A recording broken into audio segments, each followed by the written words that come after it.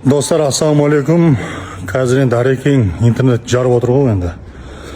Анасын туған күнімен құттықтап, енді халық екіге бөлініп жатыр. Мен айтайын дегенім, Алла тағала сол күнге жеткізсін. Алла бұйырса біз арабтар сияқты өте бай, қазақтардың бәрі үйінде 5-6 мәшіне, ақшамен проблема жоқ. Бәрі арабтар сияқты ақ киімнің орнына чапан киіп ап, басқа мемлекеттерден үйіне құл әкеп, бір адам басына 5-6 үйден ақшамен проблем жоқ, бай. Енді арабтардан асып сондай бай болып баратқан кезде медицина бесплатно, университет бесплатно, үйленгендерге квартира бесплатно, налог жоқ, сөйтіп бір бәріміз уже спортивный машинемен уже андай таксовать етіп кеткен кезде, одан мына Қытайды алып кеп технологиямен ауыл шаруашылықты көтеріп тастап, бүткіл жағдайдың бәрін істеп, одан кейін депутаттар отырып алып, не істейміз жаңағы, поздравить етеміз ба,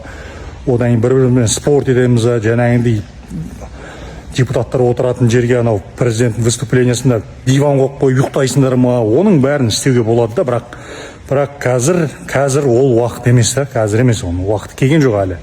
Неге десеңіздер, 2010-нан бастап мен бала кезімде әлі халықтың жағдайы өзгермегенде, әлі сол жұмыссыздық, әлі сол киім-кешек жоқ, проблема, кредит. Сол үшін жігіттер, құрметті депутаттар, қазір ұйықтайтын уақыт, соқсатын экономика жағынан, даму жағынан соқсатын заманда жігіттер сондай ғана депутаттар қалу керек қой. Қазір қалған бәрі өздерің жігітше кетіп қалсаңдаршы, мен пайдам жоқ екен, мен осы жақта халыққа мен құр отырмын деген титулды алып тастап, сонымен кетіп қалу керек деп ойлаймын мен. Сол үшін еліміз үшін еңбек етуді тоқтатпайық.